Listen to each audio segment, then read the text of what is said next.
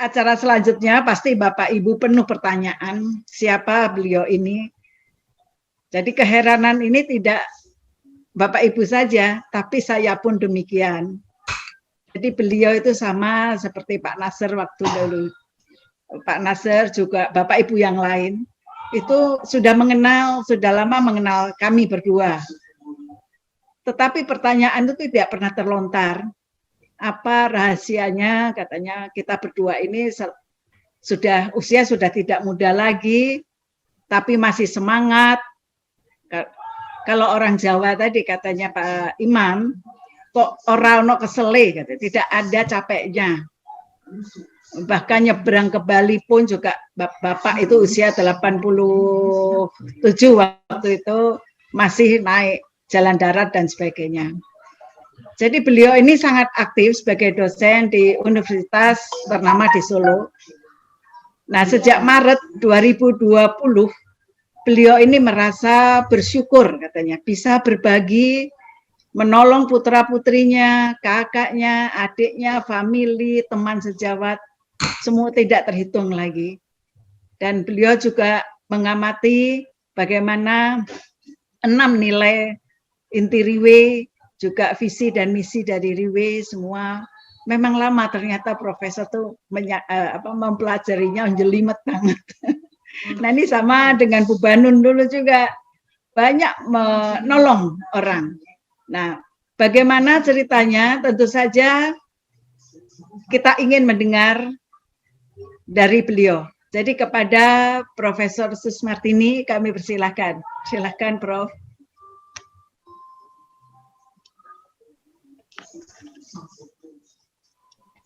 Bismillahirrahmanirrahim. Assalamualaikum warahmatullahi wabarakatuh. Selamat pagi menjelang siang, itu Bapak Ibu yang saya hormati, terutama Bu Susi yang saya cintai, yang menjadi panutan kami dalam keluarga besar. Terus terang, beliau itu bersama dengan Pak D, kalau anak-anak saya ngaturnya Pak D Nono, Pak D Suryono, itu menjadi panutan bagi keluarga besar kami. Jadi itu yang ingin saya sampaikan yang pertama kali.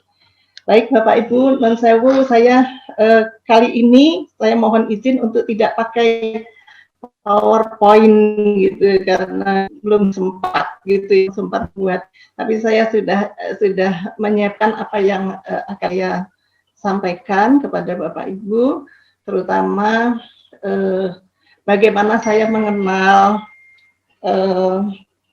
Courtier Placenta ini.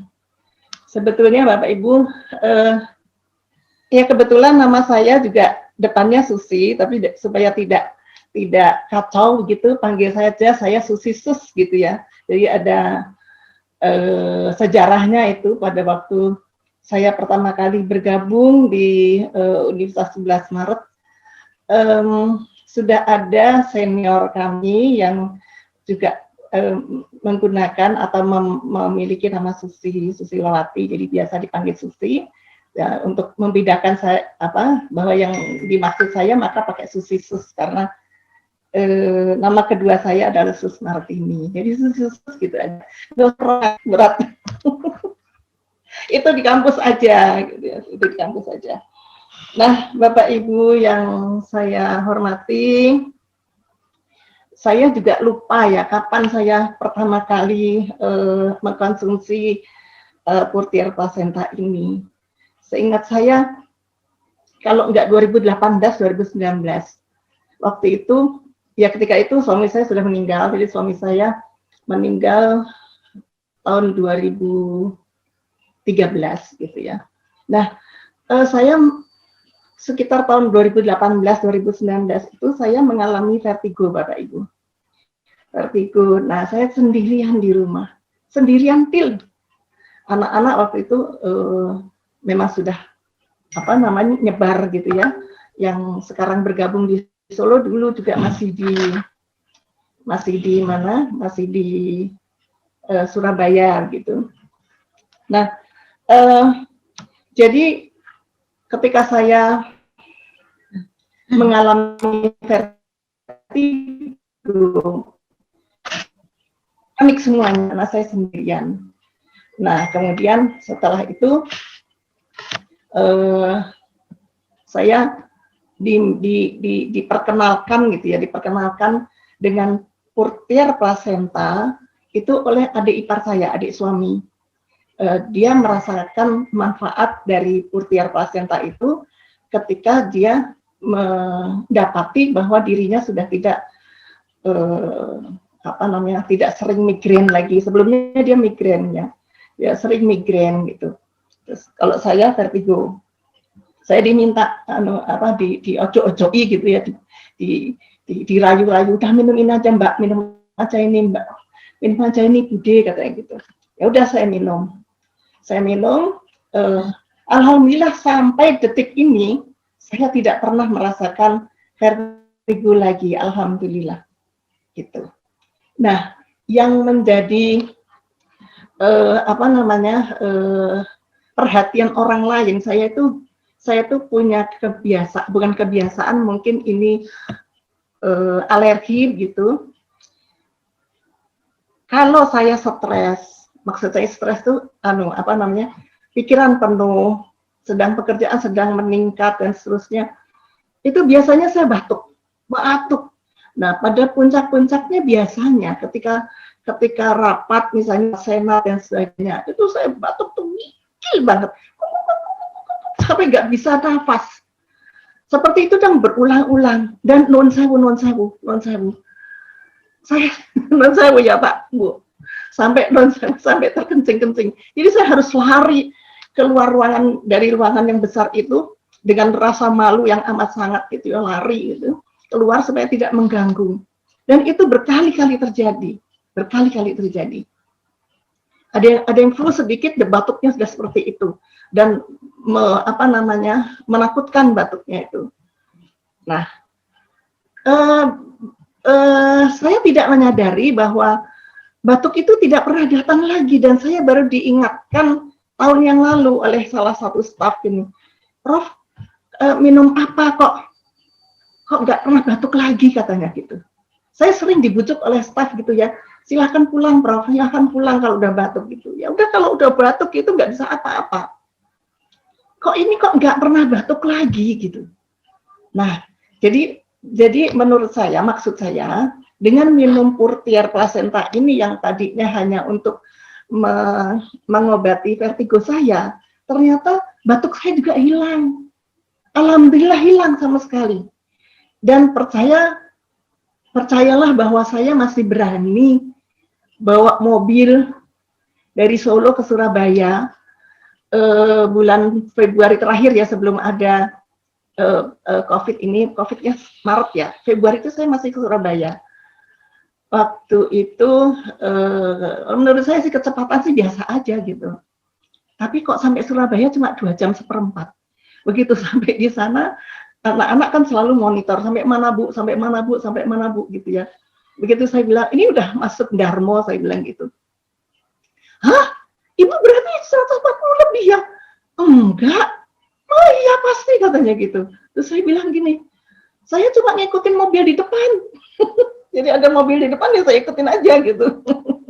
Ya alhamdulillah seperti itu. Jadi ya usia saya sekarang, dan saya belum sampaikan, usia saya tahun ini berapa ya? 68 menjelang 69. Jadi 1,5 tahun lagi saya pensiun itu. Dan saya masih tidak pakai supir kemana-mana, ya. Apalagi kalau misalnya hanya ke Semarang, ya, Solo, Jogja, sendiri pun berani. Tapi kalau ke Surabaya saya harus cari teman. Nah, itu ternyata saya diingatkan oleh adik ipar saya yang namanya Dek Theo ya, yang mengenalkan saya pertama. Budi, itu kan berkat portier. Saya pikir, iya ya. Kalau saya reuni, saya ketemu sama teman-teman seangkatan, reuni SMA, kami SMA di Jakarta ya, reuni SMA, mereka kaget. Terus ada yang bilang juga gini, lu kok tambah seger, katanya gitu. Ya nggak tahu, alhamdulillah begitu. Jadi saya pertama kali minum tahun 2018 atau 2019 sampai saat ini. sampai saat ini saya masih minum untuk pribadi ya, untuk pribadi seperti itu. Kemudian tentu dari situ tadi cerita saya itu bahwa saya tidak merasa lelah, tidak cepat merasa lelah, stamina-nya cukup baik gitu ya, alhamdulillah. Sebetulnya kami ada keturunan dari ayah saya, keturunan asma, alhamdulillah saya tidak mengalami itu. Terima kasih. Nah, setelah itu saya ingin juga menyampaikan tadi di apa namanya presentasi yang disampaikan oleh Pak Imam ya, kalau nggak salah ya, saya tadi mohon maaf agak telat masuknya. Saya lihat di situ saya cocok banget Pak Imam, saya cocok sekali, betul apa kata Pak Imam itu harus kita lakukan seperti itu, dan ada misi-misi yang memang harus kita apa namanya kita kerjakan gitu, kita kerjakan nanti untuk mengembangkan apa namanya produk yang sangat bermanfaat ini. Saya memang sering bicara tentang produk gitu ya Bapak Ibu, karena saya dari teknik industri, jadi saya sering keluar kata-kata produk, sistem kayak gitu ya, mohon maaf. Nah, produk ini jadi Portier Placenta itu juga tidak saya minum sendiri Bapak Ibu, tidak saya minum sendiri. Jadi kalau misalnya ada teman, ada saudara gitu ya yang merasa kurang enak badan atau sakit tidak sembuh-sembuh, saya cobakan gitu, saya coba silahkan minum ini gitu. Ya memang tidak selalu langsung mau, agak sulit memang meyakinkan orang karena memang pengetahuan saya terbatas untuk ini. Jadi saya biasanya telepon Bu Susi, Bu, kalau seperti ini tuh saya harus menyampaikannya seperti apa gitu ya. Kadang-kadang nggak pede juga karena saya bukan orang medis ya, bukan orang medis. Jadi cerita hanya berdasarkan pengalaman saja gitu ya. Nah, di luar COVID ya, saya bicara cerita dulu yang di luar COVID. Di luar COVID itu tadi tentang adik ipar sudah saya sampaikan. Terus kemudian ada teman satu kantor juga tiba-tiba ya dia juga guru besar, tiba-tiba ini apa kepalanya tuh membesar kayak hidrosipalus gitu ya. Katanya saya nggak tahu namanya, mungkin Pak D. Suryono tahu persis namanya. Itu apa namanya, katanya ada cairan gitu ya. Bayangkan orang ya berusia 50-an, hampir 60 waktu itu kepalanya tiba-tiba besar sekali, bengkak gitu ya. Nah kayak gitu sampai dia dioperasi dan sebagainya. Saya bilang gini, ini ada Portier Placenta, ini bukan obat. Saya bilang gitu. Ini bukan obat. Kerjanya, fungsinya hanya untuk regenerasi sel-sel tubuh kita. Saya jelaskan sedikit. Karena saya tubuh kita ini setiap hari memang rusak, ada yang rusak. Saya cerita sedikit karena saya ambil di 3 itu ilmu kedokteran Bapak Ibu, maaf ya, jadi melenceng gitu ya pengetahuannya. Ya sedikit banyak ya, saya pengen tahu banyak gitu ya, jadi ngelirik sana, baca sini, baca gitu ya, baca sana, baca sini. Nah itu tuh saya alhamdulillah setelah itu tuh ya tentu saja dengan minum obat, dengan operasi, dia juga rajin minum itu. Saya minta waktu itu 2 kapsul selama 3 kali dalam sehari. Saya minta seperti itu, dan alhamdulillah recovery-nya itu cepat sekali. Kemudian juga ada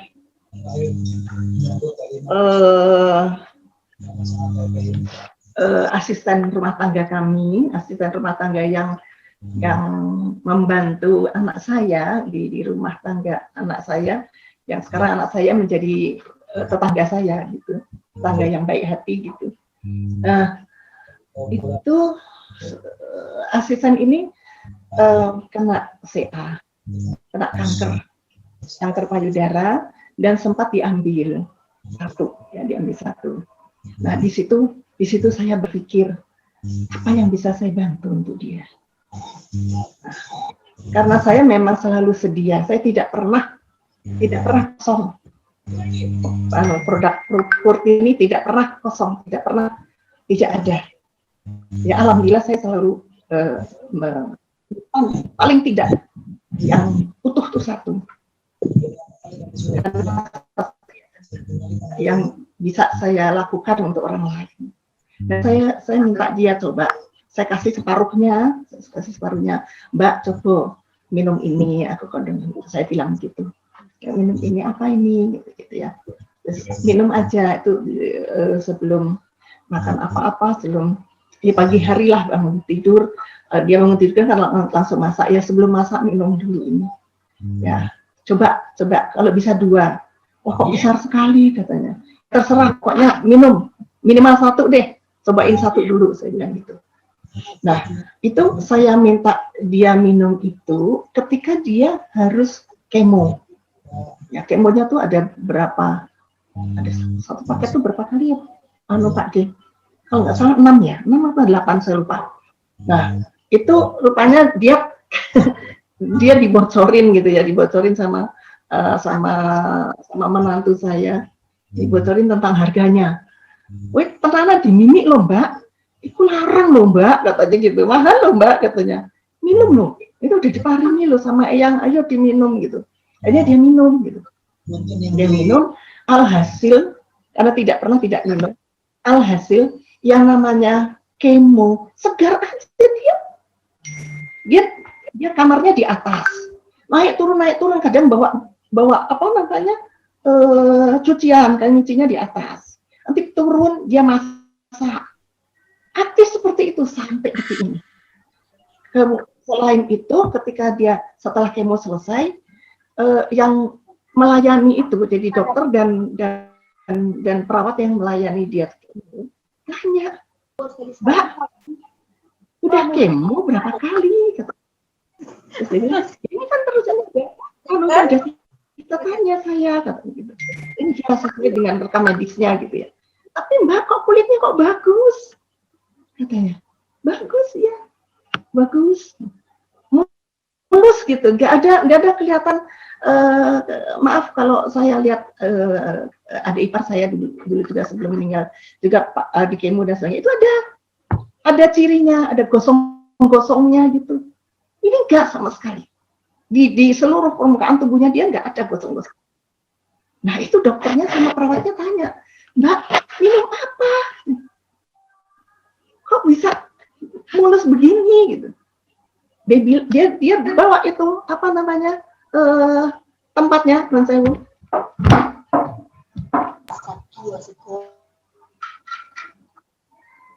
Dia kemana-mana bawa ini. Nggak kelihatan ya. Oke. Bawa tempatnya portier ini. Ditunjukkan. Kemudian apa namanya? Orang-orang bilang gini, "Loh, Mbak, mahal sekali loh itu, bagus sekali loh itu. Dapat dari mana?" katanya gitu. Ya dia cerita gitu. Nah, terus kemudian setelah itu dia harus apa namanya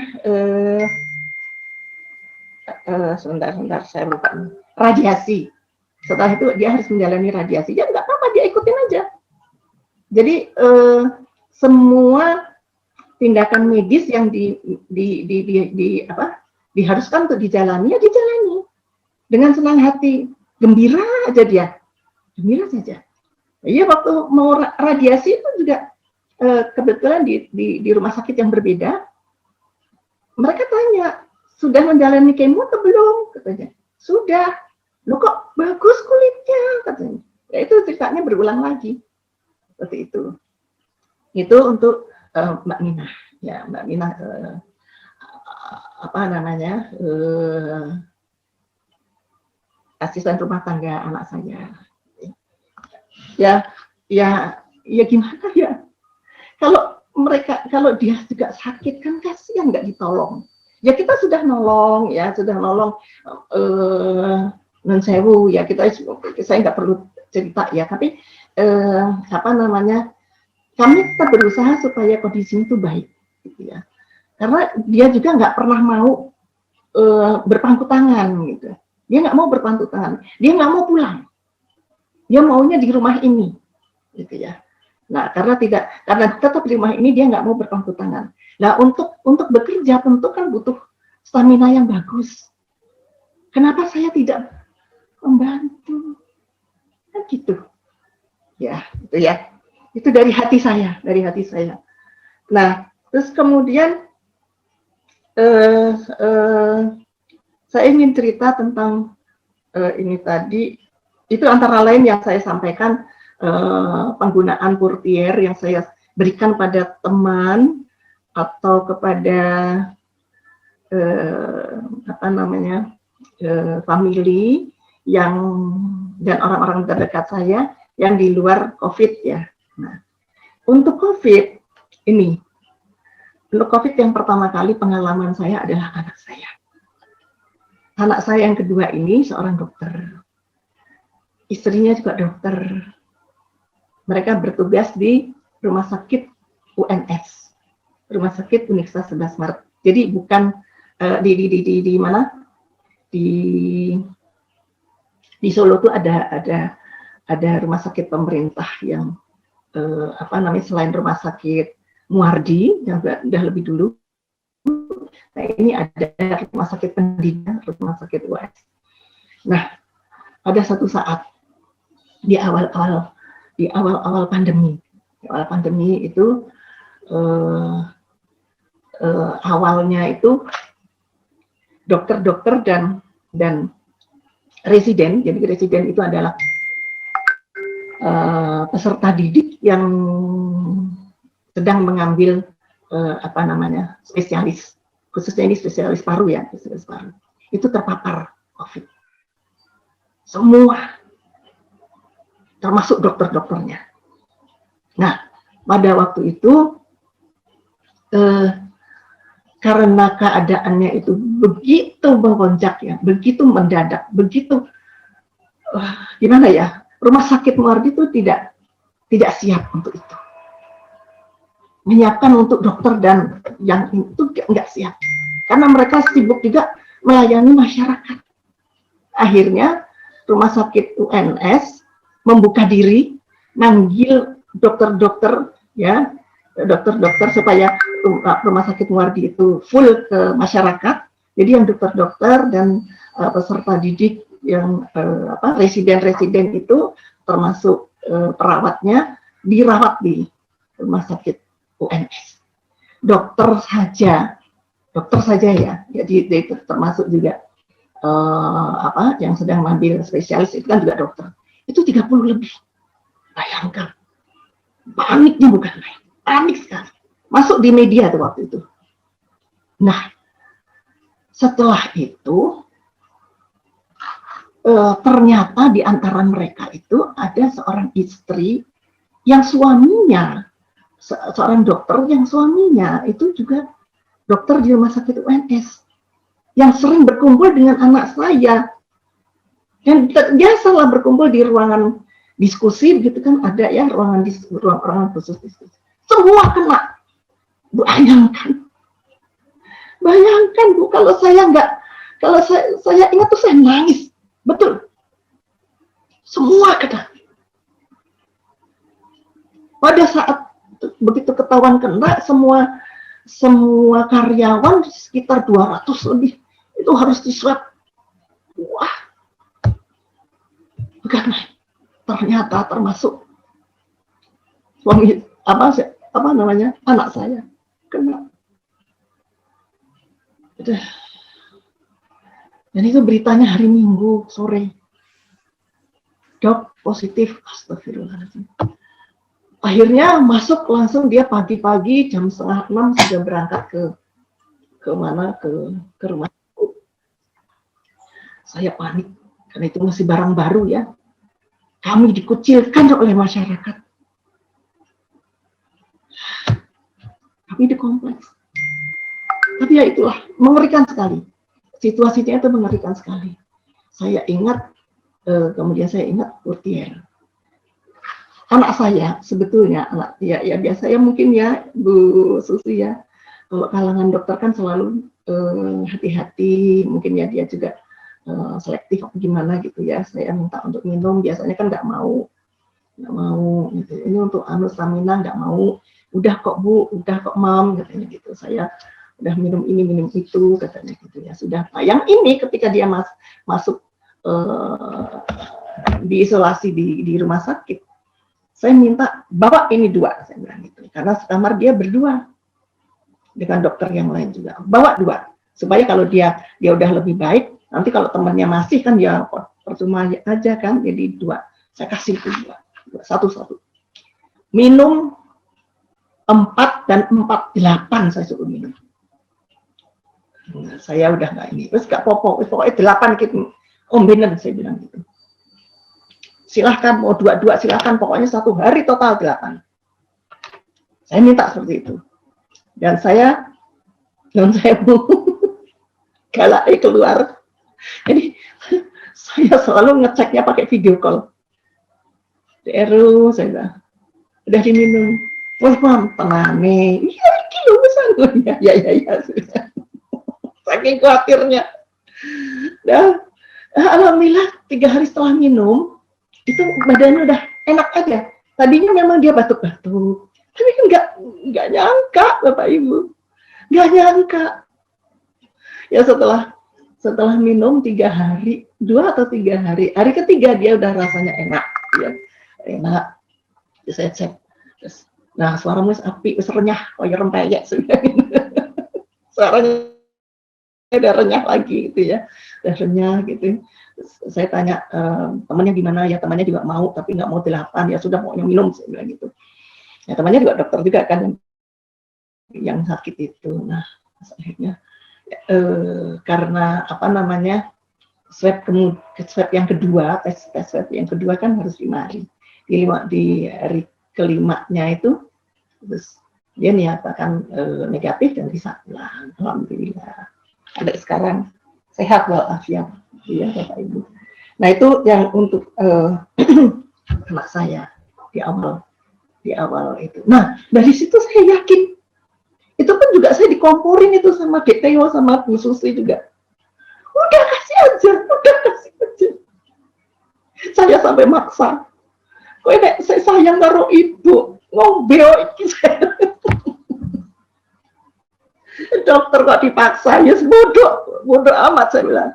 Nah, ada terus sampai istrinya kan juga dokter, istrinya bilang, terus ya gimana ya Bu, Mas Heru sudah berupaya. Pokoknya minum ini, pokoknya minum ini.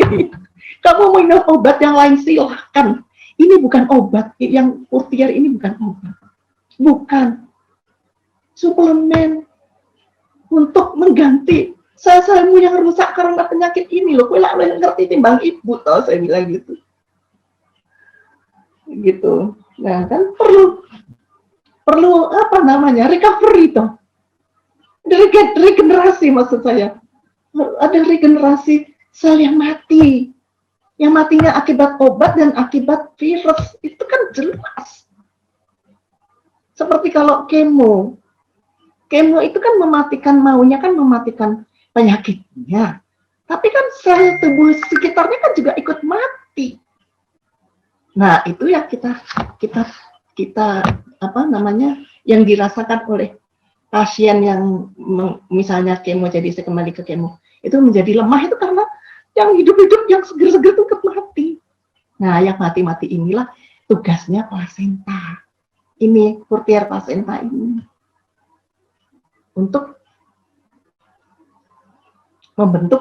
mempercepat pembentukan sel-sel baru, saya bilang begitu. Nah, itu tadi anak saya. Terus kemudian adik ipar saya, itu Theo itu, dia juga gitu. Pernah kena COVID satu rumah. Alhamdulillah karena dia juga fanatik terhadap Purtier plasenta, alhamdulillah dia sekeluarga juga sempat pulihnya. Demikian juga ketika ini kalau adik-adik saya nggak ada di Solo, semuanya ada di Jakarta, Bekasi, dan kakak saya di Bandung. Nah, bagaimana rasanya mendengar adik saya yang paling bungsu bersama siapa namanya, menantu dan istrinya, jadi menantu dan anaknya, serta cucunya, satu rumah sama dia, kena semua. Yang kasihan kan cucunya ini. Alhamdulillah si cucu ini negatif, termasuk yang mengasuh. Ya kebetulan karena anaknya dan menantunya ini bekerja, jadi si cucu ini yang masih umur 13 bulan ini jarang berinteraksi dengan ibunya, dengan ayahnya. Jadi selalu sama pengasuhnya. Jadi itu ada positifnya juga. Kadang-kadang juga kan kasihan ya lihat anak hanya sama pengasuh gitu ya. Tapi ada positifnya juga kok. Ya, ini semuanya kan memang ada positif dan negatifnya ya. Di sini ada positifnya, dia tidak. Nah, saya kirim tuh. Saya kirim 3.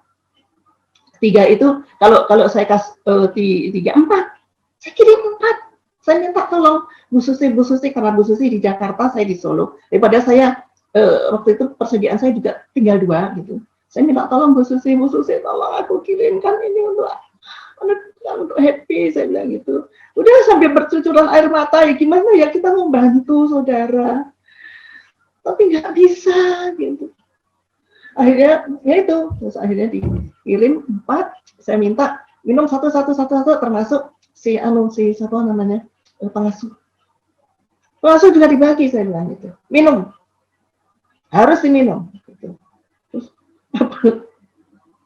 Terus adik saya happy itu minta supaya siapa siapa namanya pengasuhnya itu ikut minum dengan agak rada ngancam gitu. Mbak, iki diparingi karo Bude katanya gitu. Bude sama diparingi Bude sus. Pokoknya kowe kudu ngombe. Iki larang. Supaya kowe ora kenal katanya gitu. Supaya kamu nggak kenal. Ini mahal loh. Begitu dia dengar berapa gitu, dikasih tahu sama adik saya. Dia bilang, wah bisa beli motor bekas. Seperti itu. Nah, harus minum. Ini kamu kalau minum ini, nggak apa-apa lah. Nggak apa-apa. Jangan lihat mahalnya, jangan. Karena kalau sakit itu tambah mahal. Tambah banyak biayanya. Dikasih pengertian seperti itu, akhirnya dia mau. Alhamdulillah sampai sekarang dia negatif.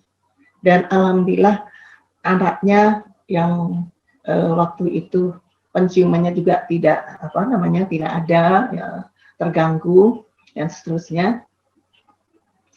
Dalam 2 hari dia minum, sehari dia minum, dia udah bilang sama ibunya, "Mama, aku udah bisa minum." Padahal dia di rumah sakit. Si adik saya tuh nggak berani, juga harus dirawat, tapi nggak berani karena si kecil ini cuma 13 bulan kok karena sopo gitu loh. Masa cuma sama pengasuh. Jadi dia akhirnya tetap di rumah, tapi dengan prokes yang ketat gitu ya. Yang ketat. Terus akhirnya alhamdulillah satu persatu ini yang terlama itu menantunya.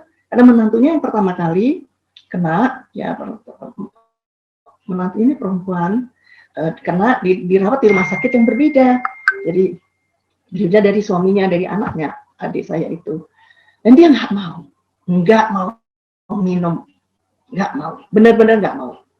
Dia bilang gini, obat yang saya telan udah banyak sekali. Saya tuh nggak biasa minum obat, jadi setiap minum obat saya muntah. Nggak mau minum. Ya, terus kita mau apa?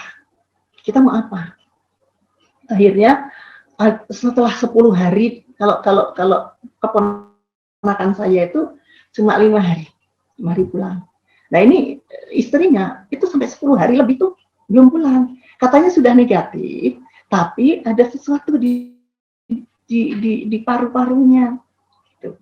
Nah, dia kan juga sedih, dia bilang gini, aku katanya udah negatif, tapi katanya karena ada sesuatu di paru-paru, saya belum boleh pulang, katanya gitu. Nah, terus kita kasih pengertian. Saya sampaikan apa yang pernah saya dengar dari Bu Susi. Bu Susi cerita bedanya orang yang kena COVID minum dan yang tidak gitu. mungkin sudah dibahas ya di sini, tidak saya bahas lagi. Nah itu saya sampaikan ke adik saya, tolong sampaikan ke menantu kamu seperti ini. Nah, karena dia udah putus asa ya, kok lama sekali, suaminya kok cuma sebentar, akhirnya dia minum. Nggak sampai 2 hari boleh pulang. Alhamdulillah. Ya, seperti itu. Nah, itu tentang adik saya. Kemudian ada teman saya, tragis banget. Teman saya ini sedang ambil ya junior ya, jauh ya, hampir seumuran sama anak saya, tapi kami bersahabat gitu ya, bersahabat. Dia sudah menganggap saya sebagai ibunya karena dia dari sejak SMA sudah tidak punya ibu. Nah, saya dengar dia sakit, dia sedang ambil S3 di ITB. Kemudian saya bilang, Bu, ini saya kirim ya, saya suplemen diminum ya, saya bilang gitu. Pengalamannya begini, saya bilang gitu. Terus minumnya gimana gitu? Nanti ini obat enggak, udah pokoknya diminum aja lah. Ini enggak mengganggu obat-obatan yang diminum oleh Anda, saya bilang gitu. Udah diminum aja. Itu kena satu keluarga. Jadi suaminya kan diajak ke Bandung juga sama anaknya, 3 mereka dalam di rumah kontrakan itu, gitu. 3 minum. 3 kena, terus enggak tuh 3 tuh minum. Terus kemudian saya tanya lagi, gimana gitu, kira-kira 2 hari setelah itu saya tanya, 2 hari setelah mereka menerima saya tanya, wah enak banget Bu, kemarin tuh baru semalam minum, itu suami saya, dahaknya tuh kering, sudah nggak ada lagi, udah nggak merah batuk-batuk. Dan biasanya kalau saya telepon-teleponan dengan beliau itu, dengan video call, tuh lihat suami saya, udah sembuh, katanya gitu. Ya.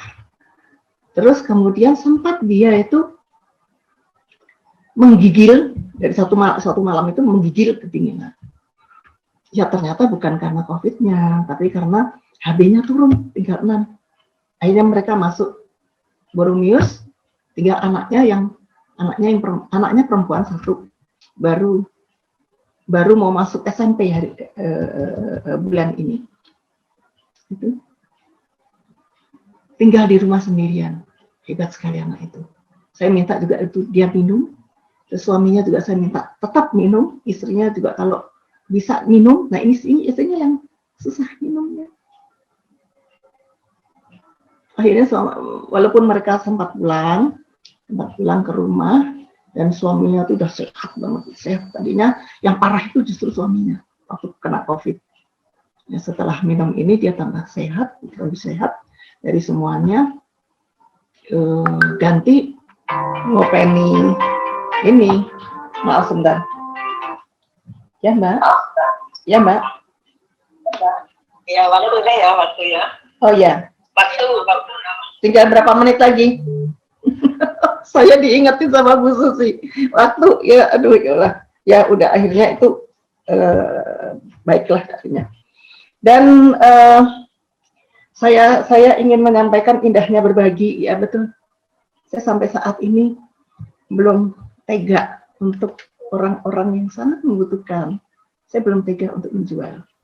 Biarlah, saya kan masih mendapatkan gaji, masih mendapatkan rezeki.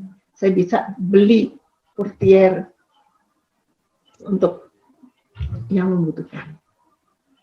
Sekarang saya memang karena di rumah juga nggak ada supir, jadi semua asisten rumah tangga itu saya haruskan minum selama COVID ini, ya selama COVID ini. Jadi itu yang mungkin sebagian besar yang bisa saya ceritakan. Suatu saat mungkin saya bisa cerita lagi yang lainnya. Saya juga tadi melihat Pak Imam juga memberi semangat bahwa di samping kita membantu, kita juga harus mencoba peruntungan gitu ya, supaya kita masih, saya tahu maksudnya Pak Imam bahwa dengan kita membantu, tetapi kita kan juga perlu untuk membeli kembali untuk adakan kembali untuk membantu lagi gitu ya. Nah itu kadang-kadang saya belum bisa. Ya mudah-mudahan pelan-pelan saya bisa Pak Imam, Bu Susi. Saya kira itu, terima kasih Bu Susi. Baik, Prof. Terima kasih. Assalamualaikum warahmatullahi wabarakatuh. Waalaikumsalam. Mudah-mudahan bermanfaat apa yang saya ceritakan. Oh, ya, sungguh sangat bermanfaat sekali. Memang banyak sekali ceritanya, mudah-mudahan karena beliau memang ingin berbagi. Tetapi untuk berikutnya saya kira Prof. Susi juga masih berkenan untuk berbagi lagi. Ya. Terima kasih Prof. sekali lagi, tepuk tangan dan dua jari untuk beliau.